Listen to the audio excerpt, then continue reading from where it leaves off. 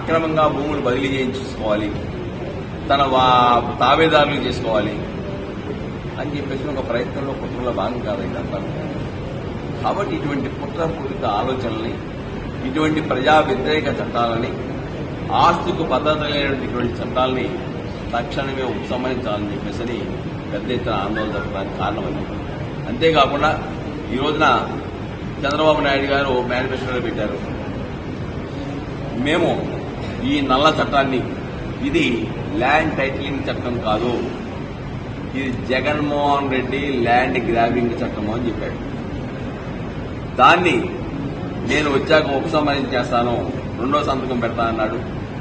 ఆయనకి రాష్ట్రంలో ఉన్న న్యాయవాదుల తరఫున ధన్యవాదాలు తెలియజేస్తా ఉన్నాం.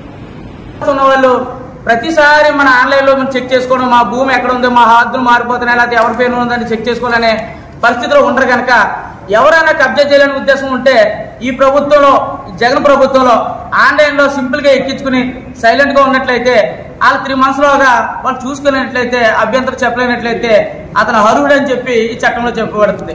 అది 2 years పోయిందంటే కోర్టుకు వెళ్లే హక్కు కూడా లేకుండా పరిస్థితి ఈ టైటిలింగ్ యాక్ట్ లో రూపొందించడం జరిగింది.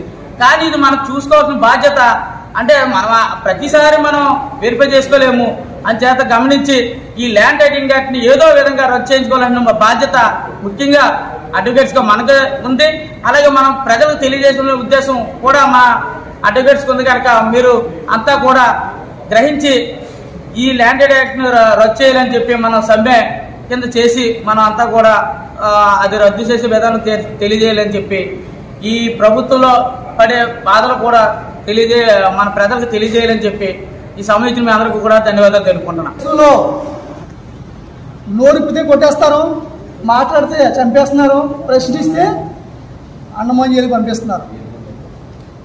ఏపీ ల్యాండ్ యాక్టింగ్ అంటే ఖచ్చితంగా నిరంకుశంగా నియంతగా ఈ మోదీ ఈ దేశంలో నిరంకుశ పాలన ఏర్పాటు చేయడం కోసం, తను అనుకున్న రహస్య ఎజెండాను అమలు చేయడం కోసం, ఈ దేశంలో నియంతృత్వ పాలన పెంచడం కోసం ఒక ఫాసిజాన్ని తీసుకురావడానికి, ఫాసిజం భావాలతో ప్రశ్నించే వాళ్ళందరూ నొక్కేసుకుంటూ, రాజ్యాంగం ఏదైతే ఇచ్చిందో ఆ రాజ్యాంగాన్ని నువ్వు నొక్కేస్తూ, ప్రాథమిక హక్కులను భంగం కలిగించుకుంటూ, ఈవేళ చిన్న సన్నకారు రైతులు తమ భూమి ఎక్కడుందో ఎదుర్కొనే పరిస్థితిని దిగజారుతనాన్ని తీసుకొచ్చిన మోదీ ప్రభుత్వాన్ని వీళ్ళ లాయర్లందరూ ముక్త కంఠంతో ఎదిరించవలసిన అవసరం ఉంది. మిత్రులారా గమనించండి, మనమంతా కూడా 2 నెలలుగా కోర్టును బాయ్కాట్ చేస్తే దాన్ని పక్కన పెట్టింది ఈ రాష్ట్ర ప్రభుత్వం. మీరన్నా గెలవండి, నేనన్నా గెలుస్తానని చెప్పేసి మన మీద పాక్షికంగా యుద్ధం చేసింది ఈ ప్రభుత్వం. చివరికి లాయర్లే ఓడిపోయాం అనుకుంటున్నాను నేను, ₹1,000. ఎందుకంటే మళ్ళా నోరు మూసుకున్నాం, మళ్ళీ విధులకు హాజరైపోయాం. అంటే 2 నెలలు సుమారు చేసిన పోరాటానికి విలువ లేకుండా పోయింది, నిర్వీర్యం అయిపోయింది. అంటే లాయర్లకే మాట్లాడుకునే హక్కు, మాట్లాడుకుని సమ్మె చేసుకునే హక్కు, ఇలాంటి అవకాశం కూడా మనకు లేకపోతే ఈ దేశంలో ఎవరికి రాజ్యాంగం అమలు అవుతుంది, ఈ దేశంలో ఎవరికి న్యాయం జరుగుతుంది, మనందరూ ప్రశ్నించుకోవాలి. అసలు మీ రహస్య ఎజెండా ఏంటో చెప్పండి. దేశంలో ఎక్కడా లేని విధంగా నువ్వు ఈ రాష్ట్ర ప్రభుత్వం ముందుకు వచ్చి రహస్యంగా తన భావాన్ని జతకట్టి ఈవేళ ఇంప్లిమెంట్ చేయవలసిన పరిస్థితి ఎందుకు వచ్చింది? అక్టోబర్ 31 రహస్యంగా నువ్వు ఎందుకు అమలు చేయాలి? ముఖ్యంగా జీవో డిసెంబర్ 25 వచ్చింది జీవో, అంటే క్రిస్మస్ రోజే. అదే సమయంలో మర్చిపోతుంది మిత్రులారా, మసీదులు కూల్చున్న రోజు కూడా అదే రోజు, డిసెంబర్ 25. అంటే మీరు మైనారిటీల మీద యుద్ధం చేస్తారు, క్రైస్తవుల మీద యుద్ధం చేస్తారు, అంటే అందరి మీద యుద్ధం చేస్తారు, మీరు రహస్య ఎజెండాను అమలు చేసుకుంటారు. సామాన్యులు అనేటటువంటి వాళ్ళు ఎవరైతే ఉన్నారో అందరూ అనుకుంటున్నారు లాయర్లకి చాలా నష్టం కలిగిస్తుందని అనుకుంటున్నారు చాలా మంది. నిజానికి లాయర్లకి నష్టమైతే ఏం లేదు. మెయిన్ లాయర్లు అందరూ కూడా ప్రజల కోసం పోరాడతారు. అటువంటి సామాన్యమైన ప్రజల కోసం పోరాడేటటువంటి ఆ సామాన్యునికి ఈరోజు నష్టం జరుగుతుంది.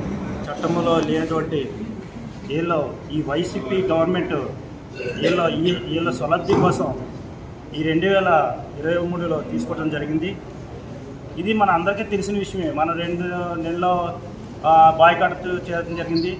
మళ్ళీ సివిల్ మ్యాటర్లో మీరు ఇంజక్షన్ ఆర్డర్ ఇవ్వడానికి వీలు లేదు.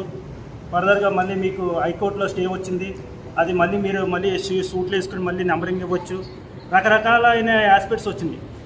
కానీ లాస్ట్కి ఏంటంటే ప్రజల్లో ఇది అవగాహన లేదు. ఈ అపోజిషన్ పార్టీలు ఏదైతే ఉన్నాయో, ఈ జనసేన పార్టీ అయినా టీడీపీ పార్టీ అయినా ఏ పార్టీ అయినా కూడా ప్రజల్లో ఒక అవగాహన తీసుకురాలేదు. అందుకే ఈ ల్యాండ్ రైటింగ్ యాక్ట్ ఎందువల్ల దీనివల్ల ఉపయోగమా లేకపోతే అనర్థాలా అని కూడా ఈ ప్రజలకి చెప్పడానికి ఇది ఒక కంకణం కట్టుకోవాలి. ఇది ప్రజలలో కానీ లేదంటే ప్రస్తుతం ఉన్న ప్రభుత్వం ఒక రాంగ్గా కన్వే చేస్తుంది. ఈ ఉద్యమం ఏపీ ల్యాండ్ టైటిలింగ్ యాక్ట్ వస్తే ముఖ్యంగా న్యాయవాదులు నష్టపోతారా అన్న దాన్ని ప్రజల్లోకి తీసుకెళ్తున్నారు. ఆ ప్రజలు కూడా ఇది న్యాయవాదుల చట్టమే కనుక, న్యాయవాదులకి నష్టం కలిగించే చట్టం కనుక మనకి ఏ విధమైన నష్టం లేదని వాళ్ళు భావించడం జరుగుతుంది.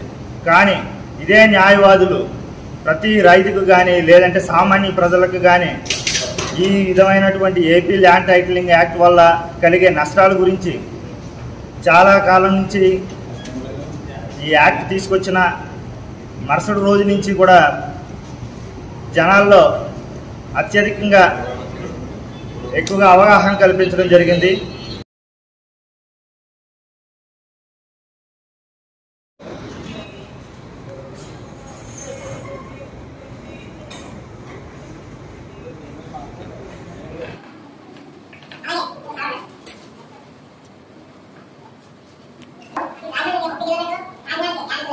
I